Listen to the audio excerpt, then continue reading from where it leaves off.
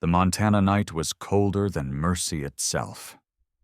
Officer Ryan Cooper and his loyal K-9 Rex patrolled the frozen edge of Frost Lake, until Rex suddenly froze, ears up, eyes locked on a shadow in the dark. In the glare of the headlights, they saw him, a man in a heavy coat, standing by the ice. And then, without hesitation, he threw a tiny puppy into the frozen lake. The ice cracked like glass under the weight of cruelty. Ryan had no idea that saving this fragile life would lead him straight into a meth empire hidden beneath the snow, ruled by a man who believed he could bury every crime under ice. What happened next would shatter the silence of Northfield forever. Before we begin, tell us where you're watching from. And if you believe even one act of kindness can melt the coldest heart, hit subscribe, because this story will change how you see justice. The wind off the Montana plains carried a cold that did not merely bite. It tunneled inward and refused to leave. Northfield sat between the snowy shoulders of the Bitterroot Range, a town where winters ran long and silence arrived early. On nights like this, the air was glass. Frost Lake lay like hammered silver, its surface scored with pale threads of ice. Inside, Officer Ryan Cooper drove with his left hand on the wheel and his right near the radio. 38, lean and broad-shouldered, he wore a face shaped by weather and loss. A thin scar crossed his left temple from a meth lab explosion 5 years back. That night took his partner and left him with a quiet, haunted composure. Ryan did not waste words. His gray eyes, winter steel, missed little and forgave less. Beside him rode Rex, a 6-year-old German shepherd and K-9 officer, 90 pounds of disciplined muscle beneath a sable and black coat. His ears stood at attention, his amber eyes bright with learned restraint and courage. 3 years in narcotics and search and rescue had taught him the geometry of work, scent, sign, pursuit. He trusted few and asked nothing unearned, and Ryan had earned it. The dashboard clock read 10:46 p.m. as the tires crunched a thin crust of snow. Frost Lake sprawled to their right, a black mirror veined with ice. Ryan eased off the gas and scanned the dark fringe of pine leaning toward shore. "Another quiet night," he said, though he did not trust the words. In towns like Northfield, quiet never lasted. Rex's growl rose without warning, low and primal. His body sharpened, ears pricked, eyes locked beyond the windshield. Ryan straightened. "What is it, boy?" The growl deepened. Ryan snapped the spotlight on and swept it across the snow. The beam cut a pale corridor through the cold, and there, a solitary figure at the lake's rim, hunched inside a heavy coat, hood pulled tight. The man looked left, then right, a quick, nervous scan. In his gloved hands he held a small, shifting bundle. With a swift, brutal motion he threw it onto the ice. The sound of breakage was soft, yet it rang like a shot through the stillness. Ryan's pulse jumped. "God, no!" He slammed the gear into park and shouldered the door open. The wind slid a knife across his face. "Stay," he ordered, but Rex was already out, a flash of muscle arrowing toward the shore. The figure turned his head toward the headlights. For a fraction of a second, the beam skimmed a scar along the left jawline, and eyes emptied by something feral. Then the man pivoted and ran, vanishing into the trees as if the dark had been waiting to swallow him whole. Ryan did not chase. Not yet. There was a life in the ice. He ran hard, boots biting, the flashlight shivering ahead. The lake surface was a dangerous mosaic, black water gathering under a skin of glass. There, just beyond reach, a small shape flailed at the rim of a broken hole, paws slapping and slipping. Ryan dropped to his belly, breath burning white. "Easy, little one." The ice groaned beneath him. He flattened further and reached, cold flooding his sleeves. His fingers brushed wet fur. The pup released a thin, torn sound.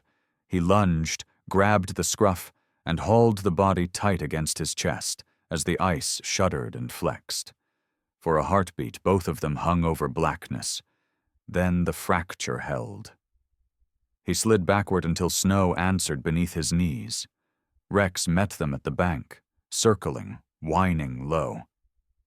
"I've got it," Ryan panted, dropping to one knee.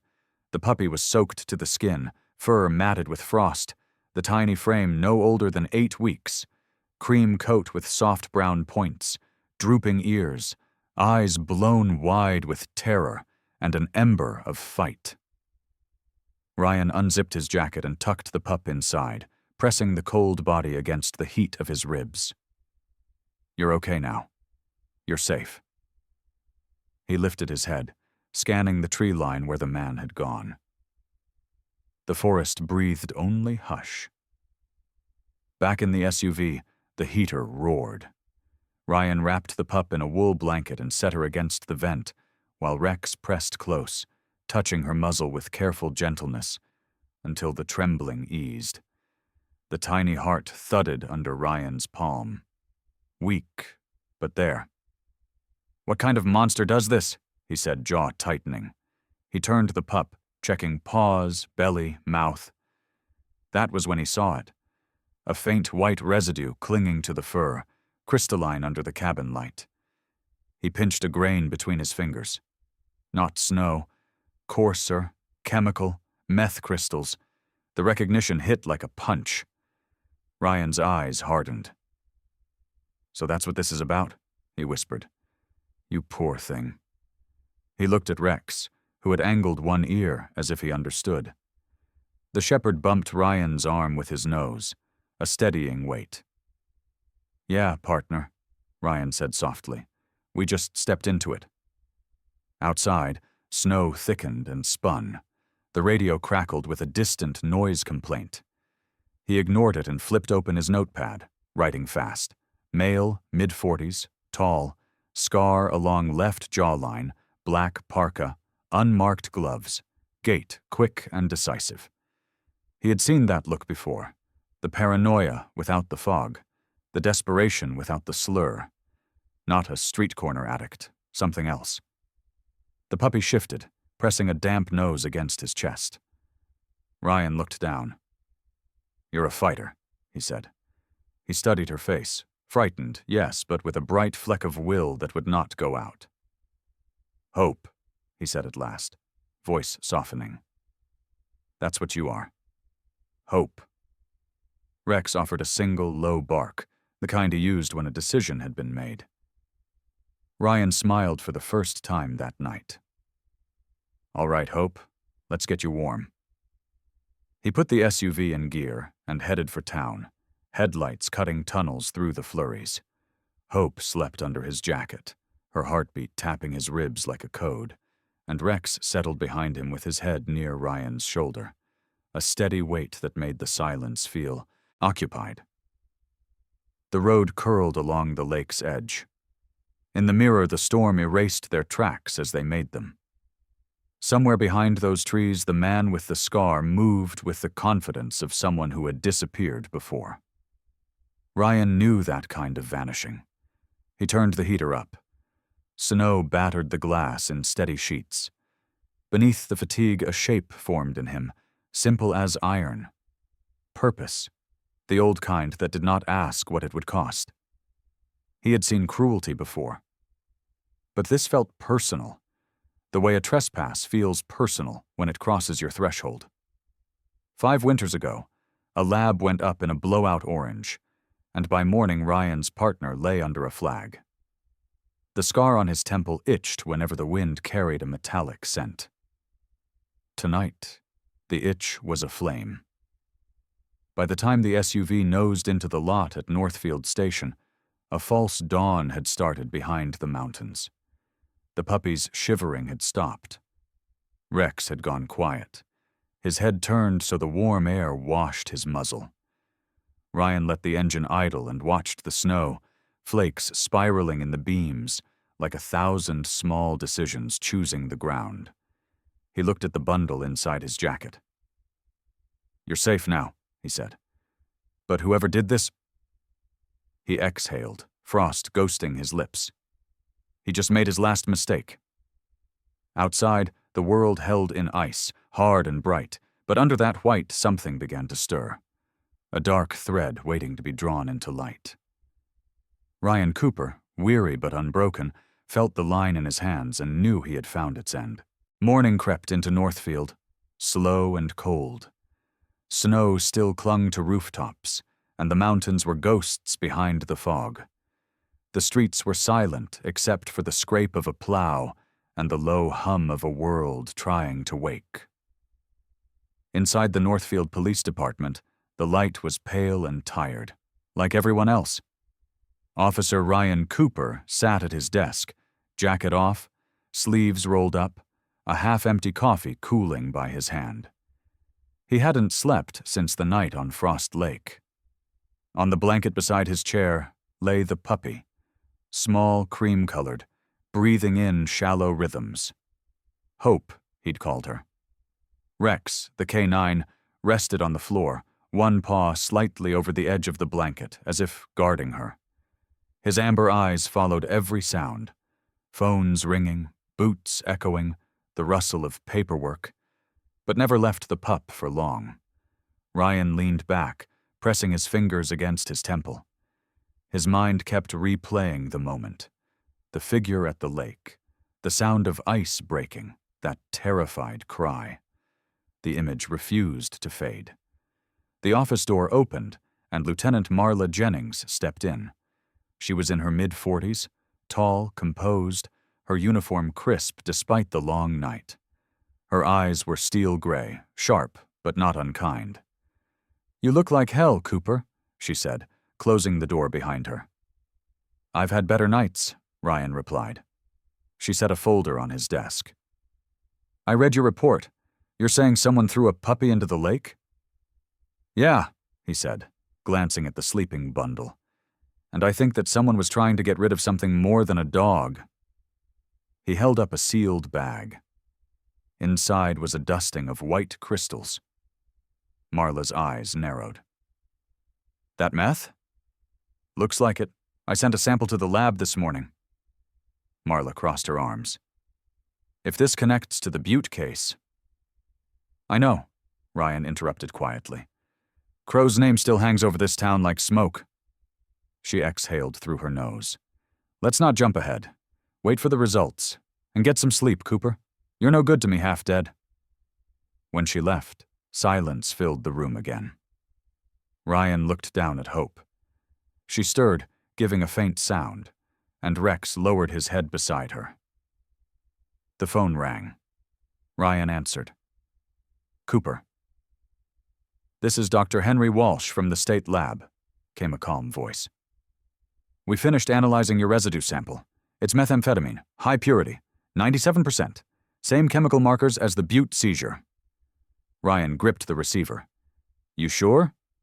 "Positive," Walsh replied. "Whoever's making this has serious equipment. Industrial grade. Be careful, officer." Ryan hung up, staring at the evidence bag.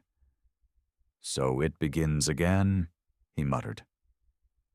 By mid-morning, he loaded Hope and Rex into his SUV and drove to Turner Animal Clinic, a small brick building near the edge of town.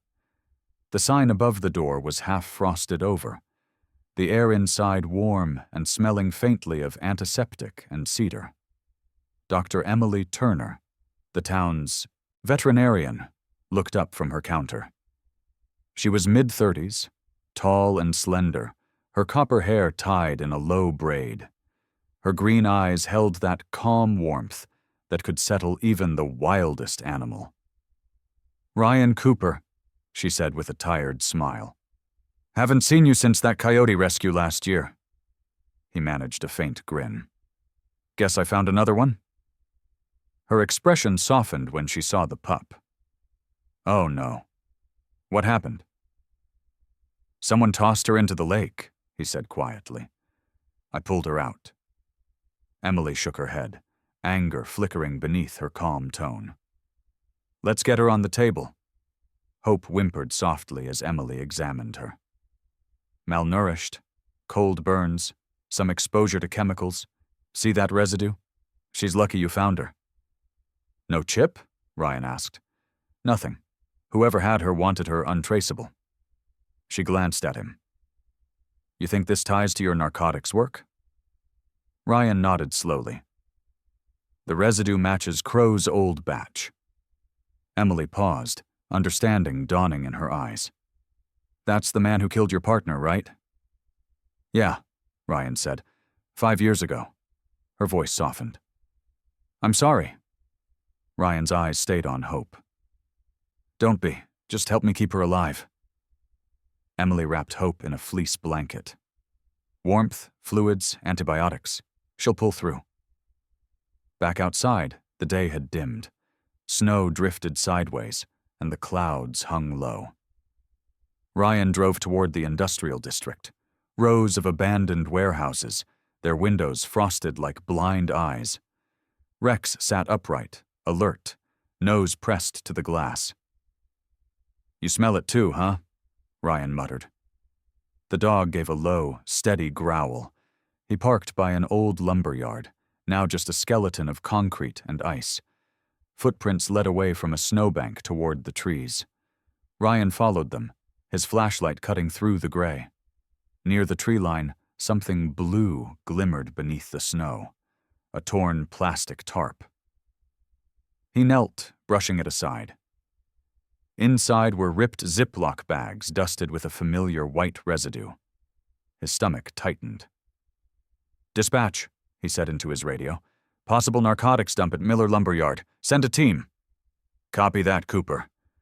Rex's growl deepened. Ryan turned, just in time to see a shadow move between the pines. He raised his flashlight. Police! Stop! But the figure was gone, swallowed by the woods. The forensics van arrived 20 minutes later, tires crunching through the frozen ground. The light from their flood lamps painted the snow gold. Eli Barnes, the young field tech, crouched over the tarp. Industrial-grade bags, he said, holding one up. This isn't street-level dealing. Ryan nodded grimly. Check the residue. It'll match. Marla's voice came through his radio. Cooper, lab confirmed. Same chemical signature as Crow's network. Ryan's jaw tightened. Then Crow's not dead. He's here. He looked out at the forest, dark, endless, waiting.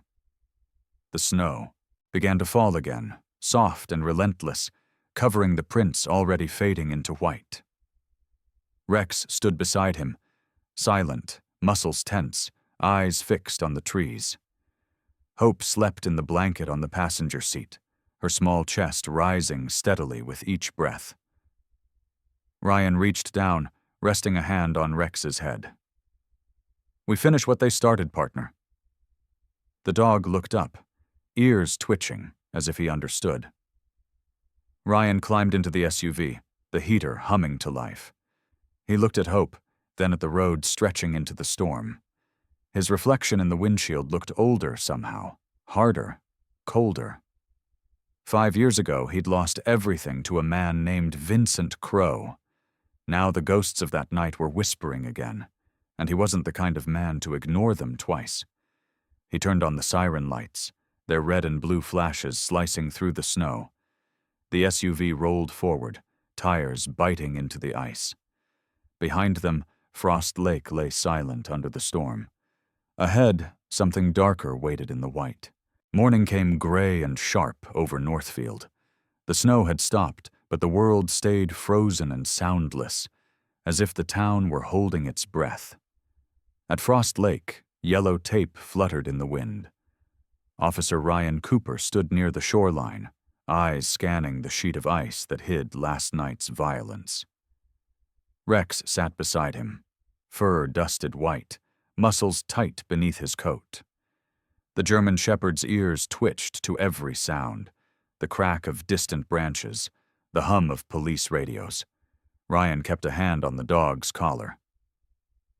We'll find out what they dumped here, boy. Lieutenant Marla Jennings approached through the snow, her breath puffing into the air. "Divers went down," she said. "Nothing visible, but one thought he heard a knock under the ice." Ryan frowned. "Ice echo. Or something heavier." Marla glanced at the lake. "DEA sent word this morning. Vincent Crow's name just resurfaced. There's chatter about pet transports again." Ryan's jaw tightened. Crow used dogs before, hid meth inside animals, even injected them.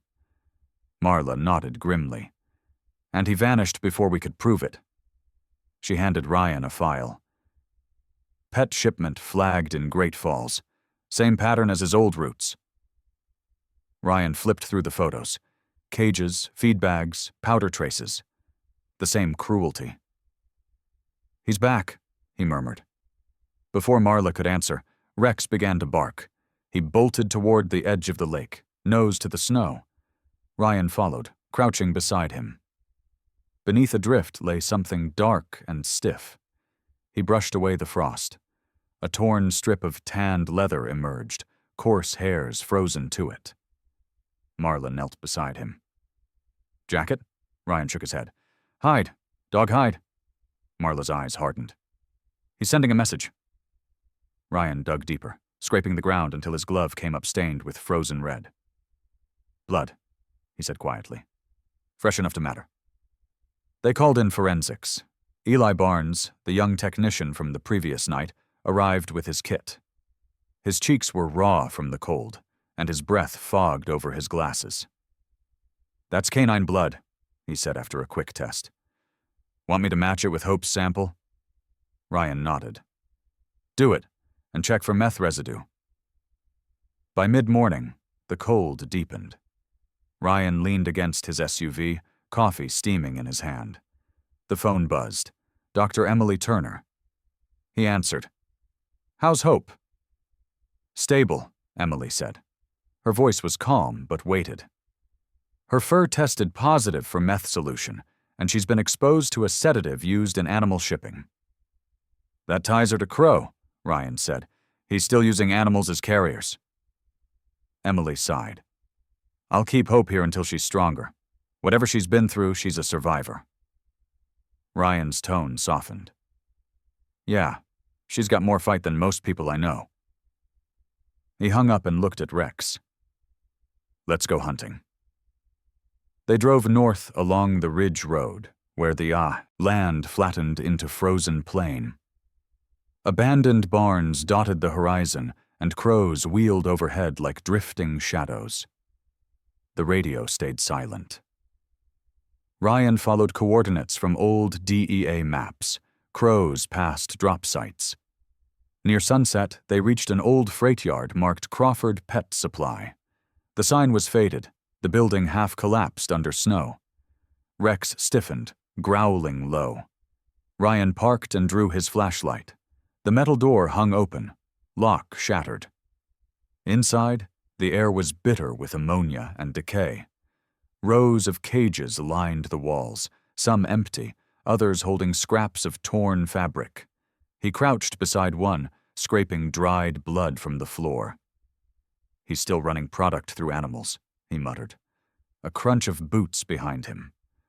Ryan turned, hand on his weapon. "Easy, Cooper," said Deputy Frank Larson, a big man in his 50s with a streaked gray beard and a heavy parka.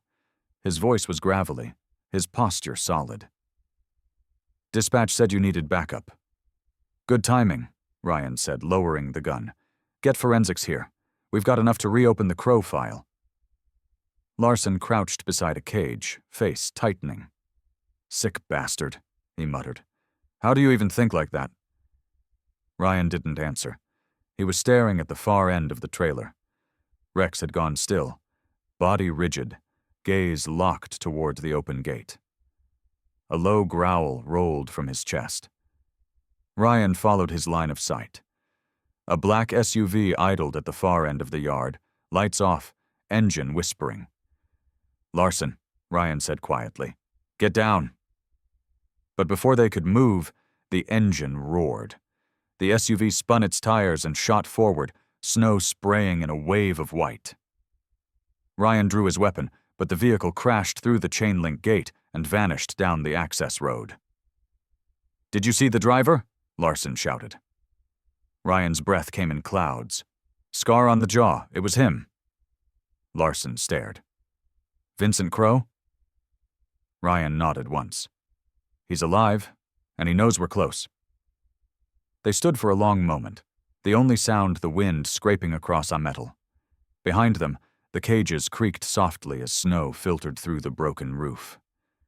Rex trotted to Ryan's side, his breath steaming in the air. The dog's gaze stayed fixed on the road where the SUV had gone. Ryan holstered his weapon, voice low. "He's warning us to back off." Larson looked at him. "You planning to?" Ryan's expression was iron. "No." He turned toward the open night, snow swirling around him. "He left his ghosts here, Frank. It's time we dig them out." Rex barked once, sharp and certain, the sound echoing through the empty yard. Ryan's flashlight beam caught on the frozen blood along the cage bars. For a moment, the world narrowed to that single image, cruelty preserved by the cold. Then he straightened, jaw set. "We start here." Outside, the wind picked up, carrying the faint smell of fuel. Somewhere beyond the ridge, a black SUV moved through the storm, its taillights swallowed by snow.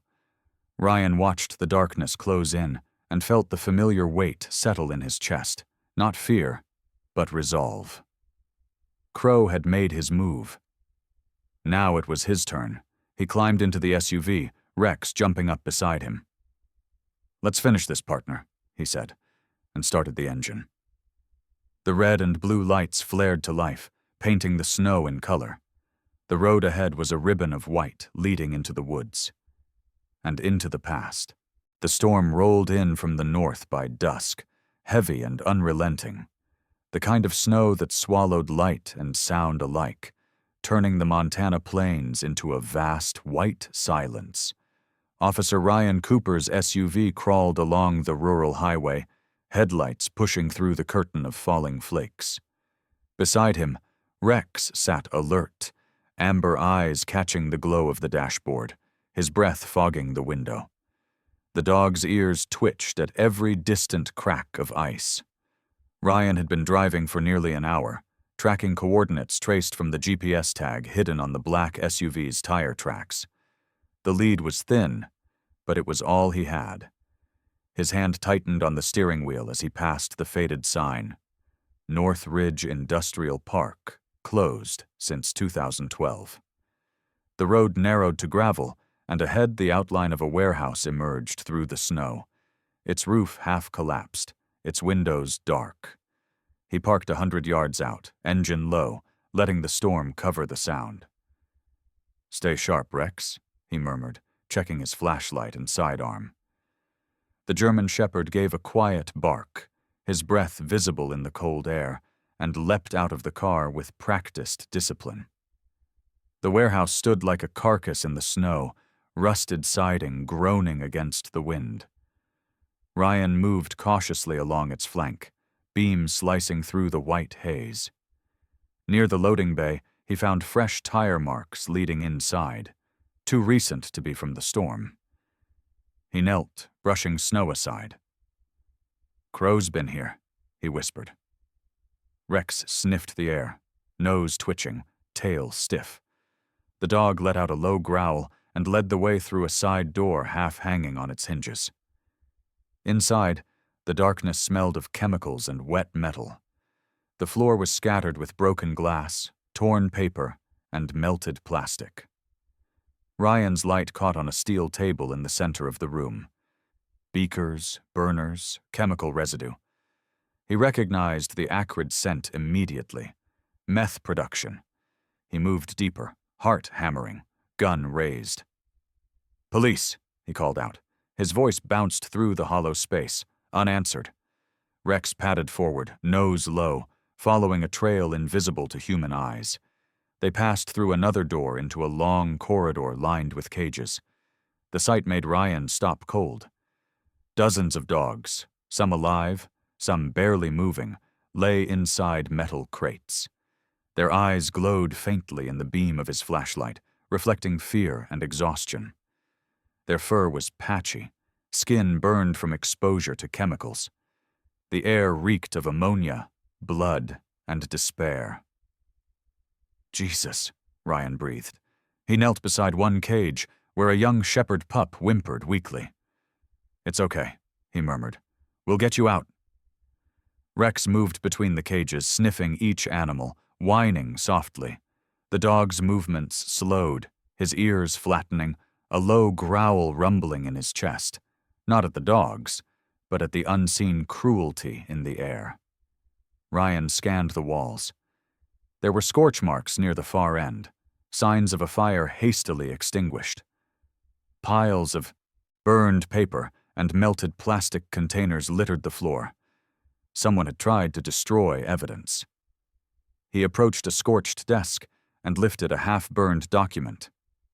Only a few letters were visible, but one name leapt from the ash. Crow Logistics. Got you, he muttered.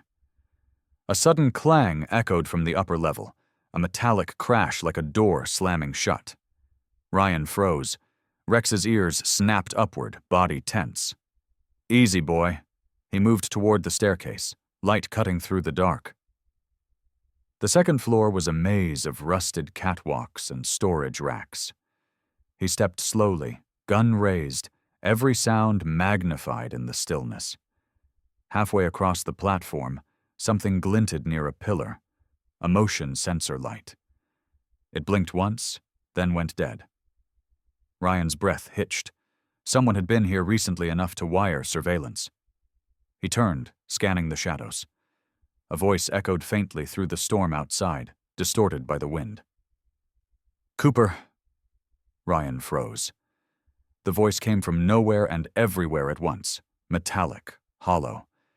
He followed the sound back down the stairs. A cell phone lay on the ground near the cages, its screen flashing once before a message appeared. Stop digging, Cooper. If you want to live, walk away. Ryan stared at it, jaw tight. Whoever sent that knew his name, and his location. He turned the phone off, pocketed it, and knelt by one of the cages again. A black Labrador lifted its head weakly, eyes dull. He touched the lock, cold steel, rusted but strong. Hang on, he said softly. He pulled a small pry tool from his belt and snapped the latch open. The dog crawled out, trembling. Rex nudged the Labrador gently, as if to reassure it. Ryan opened as many cages as he could, freeing each surviving animal. We'll call animal control once we're clear, he muttered. We can't leave them here. As he worked, his flashlight swept over a tarp in the corner. Beneath it, shapes, too large for crates. He pulled it back and felt his stomach knot. 3 metal drums stood open, each filled with a pale liquid that gave off a faint chemical shimmer.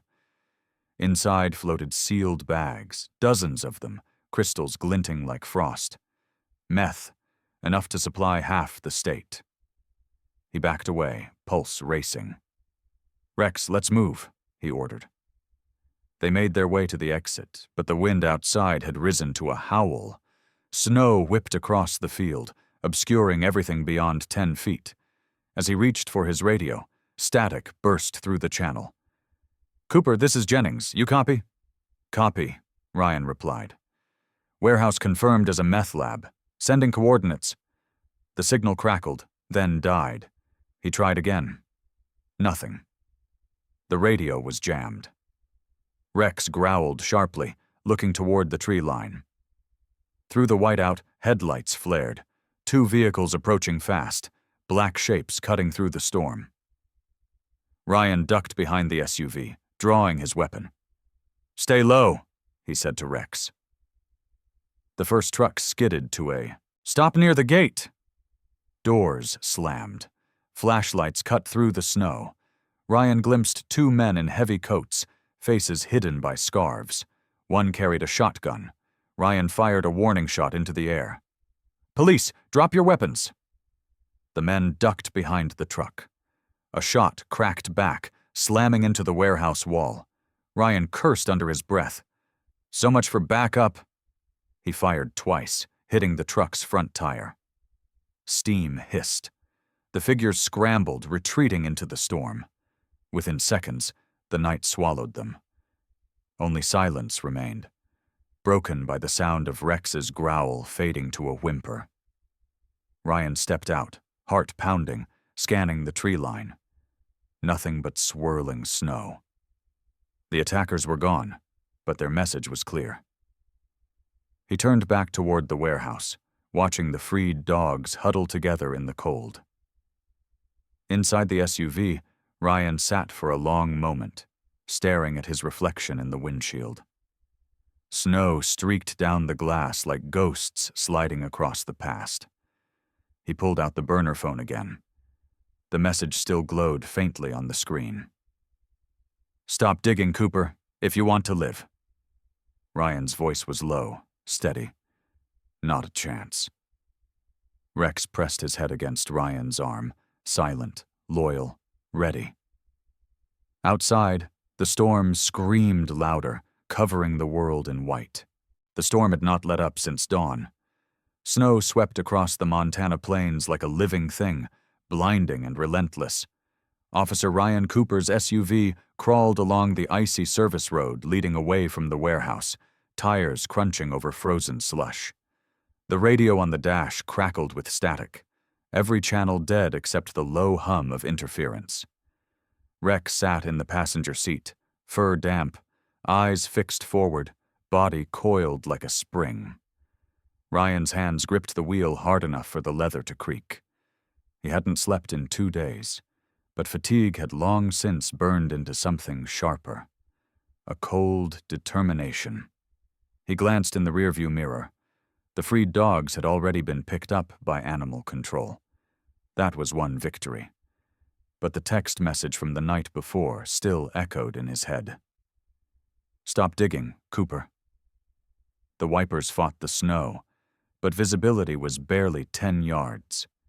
Then, through the blur of white, a flicker of motion, taillights cutting across the storm. Ryan leaned forward. "There you are," he muttered. A black transport truck lumbered ahead, moving too fast for the conditions. He hit the siren once, just enough to test. No reaction. The truck kept going. He killed the siren and pressed the accelerator. "Hang on, boy." The SUV surged forward, fishtailing slightly before regaining traction.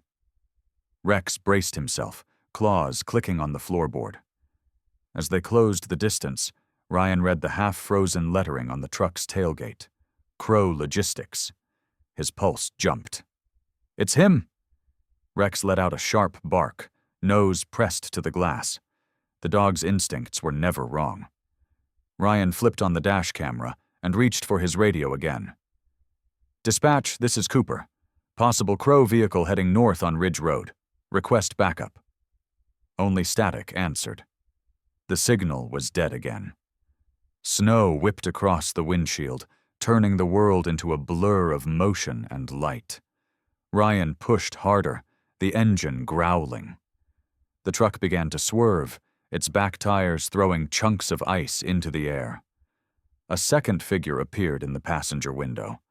Dark coat, rifle barrel glinting. The first shot shattered the SUV's side mirror. Ryan jerked the wheel, glass raining over the dashboard. Rex growled, teeth bared. "Easy, partner," Ryan said through clenched teeth. "We're still in it." He floored the gas. The SUV surged closer, headlights flooding the truck's rear doors. For a split second, he saw the driver's reflection in the mirror.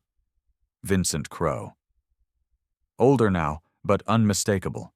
Slicked back hair graying at the temples, a jagged scar down his jaw, eyes cold and hollow, the kind of eyes that had seen too much blood to remember guilt. Ryan reached for the loudspeaker. "Crow, this is over. Pull the vehicle to the side." The only answer was another gunshot. The bullet punched into the hood, hissing steam. Rex barked furiously, then lunged toward the cracked window. Ryan hit the brakes just as the truck fishtailed, ahead, spinning slightly before regaining its path. He saw his chance. He slammed the gearshift and rammed the rear bumper of the truck. Metal screamed against metal. The truck skidded sideways, then lurched forward again, throwing sparks as it scraped a guardrail. Inside the cab, Crow shouted something to his gunman. Ryan couldn't hear the words, but he saw the man climb halfway out of the window, rifle raised. "Rex, now!" The dog moved like lightning.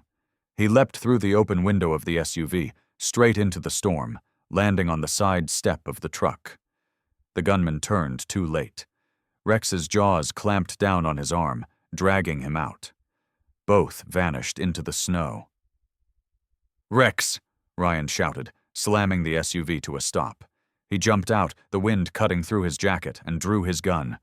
The gunman lay half buried in snow, screaming as Rex pinned him by the shoulder, blood mixed with the storm's white. "Hold," Ryan commanded. The dog froze, teeth still bared, but waiting. Ryan cuffed the man quickly, breathing hard. "You're done," he growled. He turned just as the truck's engine roared again. Crow had abandoned his partner and was accelerating up the incline. Ryan sprinted back to the SUV, snow crunching underfoot. He hit the ignition, tires spinning before gripping the road. "Stay," he ordered Rex, leaving him to guard the prisoner. The shepherd barked once in acknowledgement, the kind of bark that said, "Go finish it." Ryan pushed the SUV to its limit. The storm thinned just enough to reveal the ridge ahead, a narrow stretch where the road curved along a frozen river. The truck struggled for traction, fishtailing dangerously close to the edge. Ryan pulled alongside, gun in hand. He could see Crow clearly now through the driver's window. The man's face was taut, eyes wild, sweat glistening despite the cold. Years of running had carved deep lines into him, the kind that came from fear turned habit. Ryan rolled down his window, snow whipping into his face. "Crow, end it!" he shouted. Crow's lips twisted into a grim smile. "You don't get it, Cooper. It never ends." Then he swerved hard, slamming the truck into Ryan's SUV. The impact jolted his body, steering wheel wrenching in his hands. Both vehicles slid toward the embankment. Ryan fought the skid, slammed the brakes, and watched as the truck spun out, crashing through the guardrail. The front of the truck hung over the frozen river, creaking under its own weight. Crow scrambled from the cab, one arm bleeding. He turned and fired blindly, bullets snapping through the air. Ryan ducked behind the SUV door, returned fire once, hitting the gun clean from Crow's hand. "Drop it," Ryan yelled.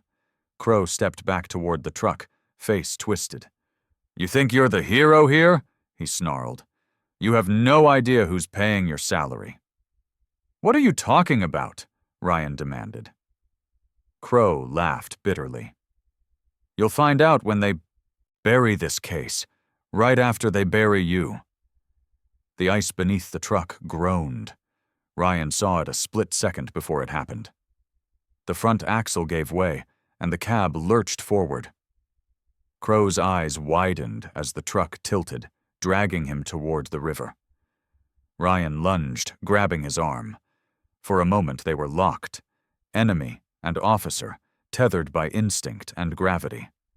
"Don't let go," Crow shouted. "I'm not you," Ryan said through gritted teeth. But the ice beneath them cracked again. The weight shifted, and Crow's grip slipped. He fell, vanishing into the black water below. The sound was swallowed instantly by the storm. Ryan staggered back, chest heaving. He looked down the slope where the river wound between slabs of ice. Nothing moved.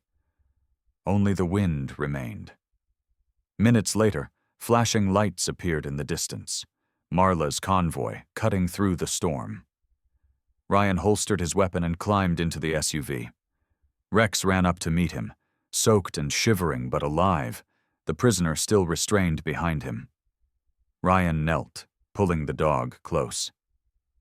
Good work, partner. Marla stepped out of her cruiser, snow clinging to her coat. We tracked your GPS signal, she said. What the hell happened? Ryan looked toward the river. Crow's gone, but we got his lab evidence.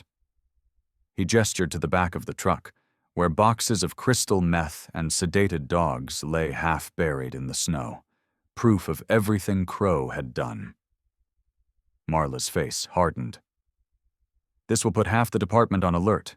You sure you're ready for what comes next? Ryan's eyes met hers. Doesn't matter. It's already started. Rex barked once, as if agreeing. The snow kept falling, erasing footprints, but not the truth buried beneath. The snow outside Helena State Courthouse fell in quiet, steady curtains, the kind that seemed to bury time itself. Inside, heat hummed from the radiators, and the air carried that tense mix of coffee, paper, and anticipation that only a courtroom could hold. Officer Ryan Cooper stood near the back, uniform crisp, but eyes shadowed by weeks without rest. Beside him sat Rex, alert and silent, his black and tan coat groomed for the occasion. The German shepherd's amber gaze swept the room, unblinking. It had been 3 months since the chase through the storm. Crow had survived the plunge into the frozen river, pulled out half dead by search teams miles downstream.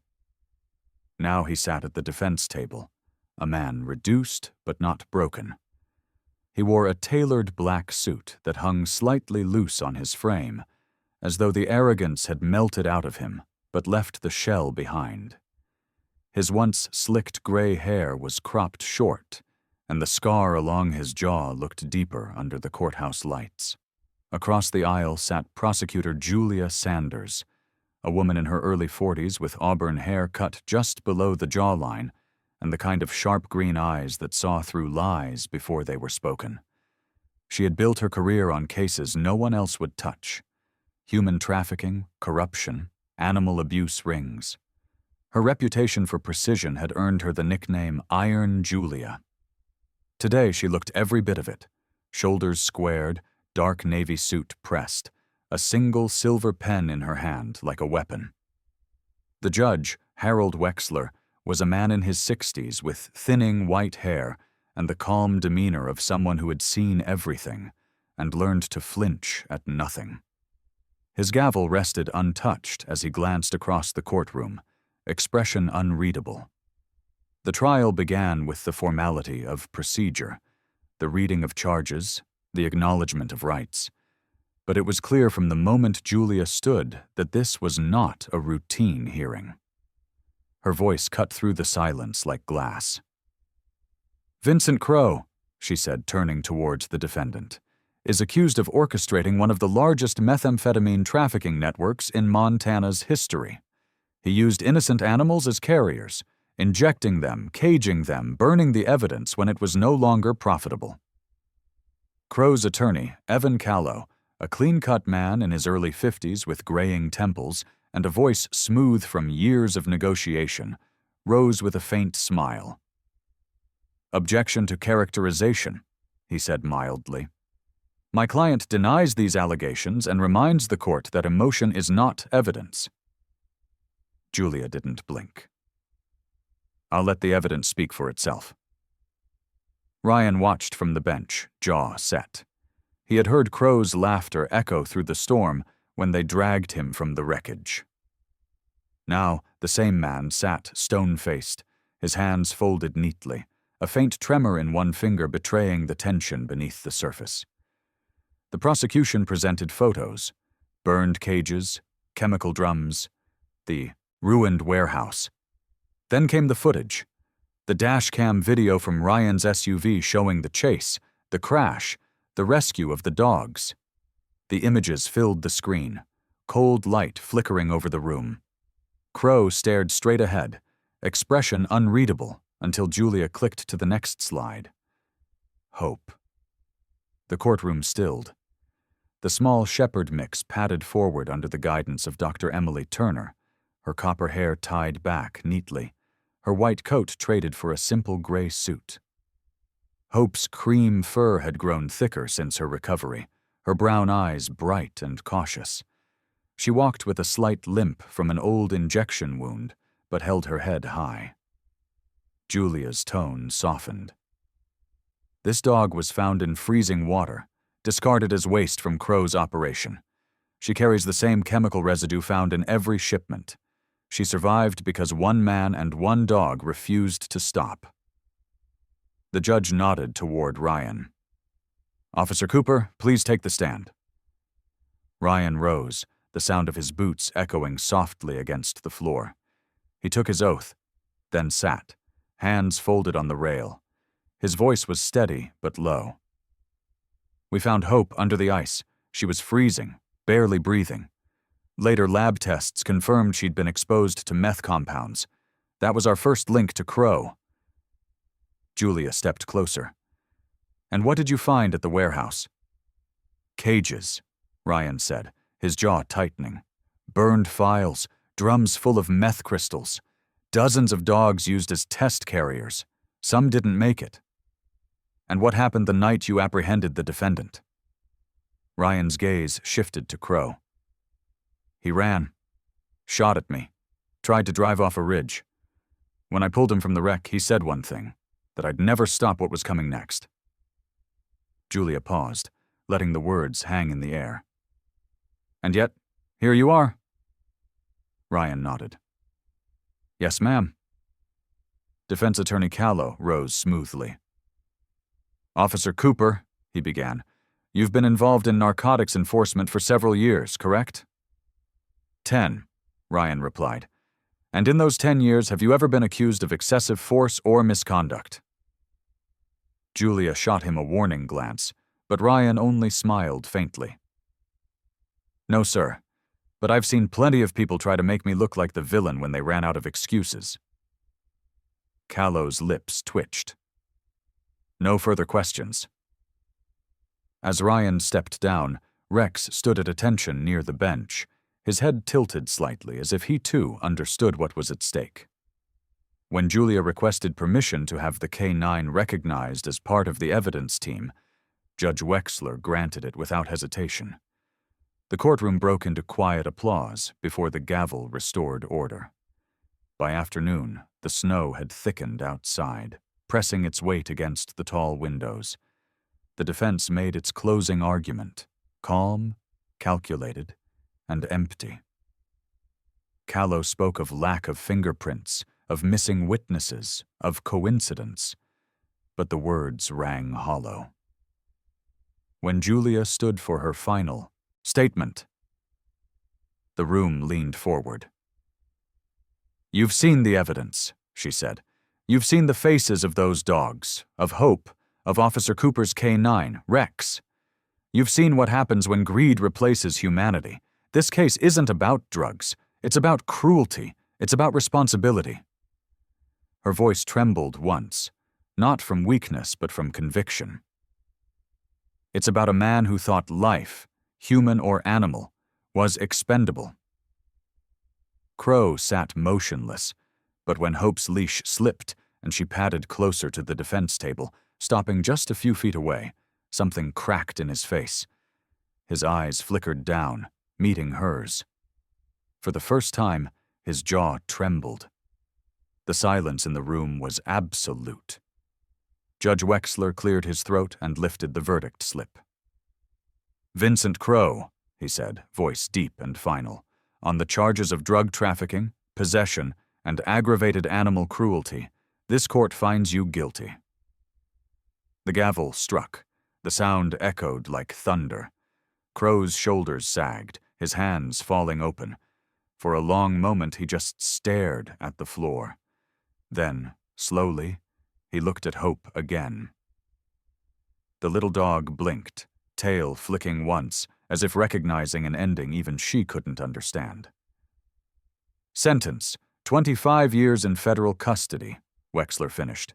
"May justice serve where mercy failed." Ryan exhaled for what felt like the first time in weeks. Julia met his eyes, and for a fleeting second, the tension in the room lifted. Outside, The snow kept falling, soft and endless, covering the steps of the courthouse like a quiet absolution. Hope leaned into Ryan's leg as Rex sat beside her, two survivors bound by the same storm. The fight, for now, was over. The last of the winter snow had begun to melt, leaving the Montana air thick with the scent of pine and thawing earth. The mountains that once stood cloaked in white were streaked now with silver runoff, rivers swelling with new life. From the porch of his cabin, Officer Ryan Cooper watched the morning light spill over the lake, the same lake where it had all begun. Frost Lake was no longer frozen, no longer silent. It shimmered like glass, alive again. Rex lay stretched out at Ryan's feet, his thick sable coat glinting in the sun, one paw crossed neatly over the other. His amber eyes followed every motion with quiet intelligence, though a faint white scar near his shoulder, a reminder from the warehouse raid, caught the light when he moved. Near the waterline, Hope bounded across the mud and grass, her cream and brown fur damp from chasing ripples. She was bigger now, stronger, her tail wagging with boundless confidence. Ryan leaned against the porch railing, coffee steaming in his hand, the scent of roasted beans mixing with the forest air. His uniform jacket hung over the back of a chair, replaced by a gray flannel shirt and worn jeans. The badge pinned to the folded jacket gleamed faintly. The new one. Captain Ryan Cooper, State Task Force Commander. He hadn't expected the promotion. The paperwork had come 3 weeks after the trial, along with a commendation letter from the governor's office. But the real honor, the one that made his throat tighten, was the medal they'd pinned on Rex, for bravery in the line of duty. During the ceremony, the dog had sat perfectly still as applause filled the station, only his tail thumping softly when Ryan whispered, "You earned it, buddy." Now, in the quiet of spring, those moments felt like echoes. He took a slow sip of coffee, watching Hope dart toward Rex, trying to entice him into play. The older shepherd pretended disinterest for all of 3 seconds before bounding off the porch in a blur of motion. They collided gently, rolling through the wet grass, tails whipping, the sound of their playful barks carrying over the lake. Ryan smiled, the kind that didn't need words. Behind him, the cabin door creaked open. Deputy Marla Jensen stepped out, her blonde hair pulled into a loose ponytail, strands catching the sunlight. She was in her mid-30s, tall, with an athletic build, and eyes as blue as the sky reflected off the lake. Today she wasn't in uniform, just a red plaid shirt and jeans tucked into hiking boots. A faint scar traced her right cheek, barely visible, a reminder of her own close call during the warehouse standoff. "You're up early again," she said, stepping beside him with a mug of her own. "Habit," Ryan replied. "Hard to sleep when the world finally quiets down." Marla smiled softly. "You deserve some quiet." She looked towards the dogs. "They seem to have found it." "They earned it," he said. "More than I ever did." They stood in silence for a while, watching Hope chase Rex around the edge of the lake, splashing through the shallows. Every time Hope slipped, Rex circled back, nudging her up again. Ryan couldn't help but think how much she'd changed, once trembling under a blanket in the back seat, now running free. Marla glanced at him. "You ever think about leaving all this behind? The job, I mean. After what happened with Crow?" Ryan let out a quiet breath. "Some days, yeah. But then I remember how it started. If Rex hadn't stopped that night, if I hadn't looked twice," he shook his head. "You can't walk away from something that keeps teaching you what matters." "Which is?" He turned toward her, the corner of his mouth lifting. "That justice doesn't always come from a badge or a courtroom." He gestured towards the 2 dogs. "Sometimes it's just giving something, or someone, a second chance. Marla's eyes softened. That sounds like something you should tell the new recruits. Maybe one day, he said. Right now, I just want to see Spring finish the job. A breeze swept through the pines, scattering loose needles across the porch. In the distance, a hawk circled above the thawing lake. The world that had once been frozen and cruel seemed, at least for now, at peace. Rex trotted back up to the porch, panting, his fur dripping with lake water. He nudged Ryan's knee, tail wagging in heavy thumps against the wood. Hope followed close behind, her smaller frame shaking droplets in every direction before curling beside Rex.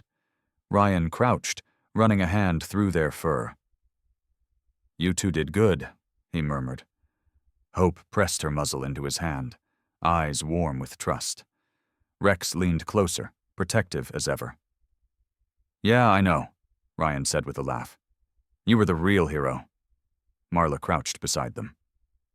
You're both lucky, she said. Ryan looked out over the lake again. No, he said quietly. We're blessed. From the road beyond the trees, a faint engine hum approached. A state patrol car rolled into view, stopping near the gate. Officer Ben Harris, a young man in his 20s with sandy hair and a nervous smile, stepped out carrying a brown envelope. He had joined the department only a month before, fresh from the academy. Morning, Captain, he called out, brushing snow off his jacket. Got your mail. Thought I'd deliver it myself. Beats the sorting pile. Ryan took the envelope. Thanks, Harris. How's your first month treating you? Harris grinned. If every case is half as crazy as yours, I'm not sure I'll last. Ryan chuckled. Let's hope you never have to find out. Harris gave a mock salute before heading back to his cruiser. Ryan turned the envelope over. It was from the state attorney's office. He tore it open and unfolded the letter. Inside was a short note signed by Prosecutor Julia Sanders. Crow's appeal denied. Sentence upheld. Case officially closed. Ryan exhaled, the breath long and quiet. It's over, he said.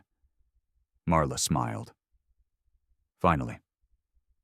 He folded the letter carefully and slipped it into his jacket pocket. Then he looked out at the lake, where the sunlight turned the ripples to liquid gold. Hope barked once, chasing a floating branch. Rex followed, patient as always, his reflection merging with hers on the water's surface. Ryan leaned back against the porch post, eyes narrowing with contentment. Funny thing, he said softly. The place where it all went wrong ended up being the place that made it right again. Marla tilted her head. That sounds like closure to me. Maybe, he said, or maybe just the start of something better. They stood together as the sun climbed higher, washing the forest in pale warmth. The last shards of ice broke free from the shoreline, floating downstream like forgotten ghosts. Ryan looked at his two companions, Rex ever steady, Hope ever curious, and felt something loosen in his chest. The bitterness, the sleepless nights, the echo of gunfire, they were all fading, replaced by the quiet rhythm of life returning. He reached down, scratching behind Rex's ear. There are things you can't fix with handcuffs, he murmured, but maybe that's not what justice is. Marla glanced at him. Then what is it? Ryan's eyes followed the dogs running toward the light, reflecting off the lake. Sometimes, he said, justice is just knowing they made it. A soft wind carried his words away across the water. Hope turned, barking once, tail wagging as if to answer. Rex followed her gaze, steady and sure. Ryan smiled, eyes glinting in the morning sun. Come on, partners, he said. Let's go home. The wind eased, the snow finally stopped, and for the first time in a long while, Montana felt warm again. Sometimes God doesn't send miracles wrapped in thunder or light. Sometimes he sends them on 4 legs, covered in mud and snow, carrying hope in their eyes. Ryan thought he was saving a life that night on Frost Lake. But maybe, just maybe, it was hope who saved him.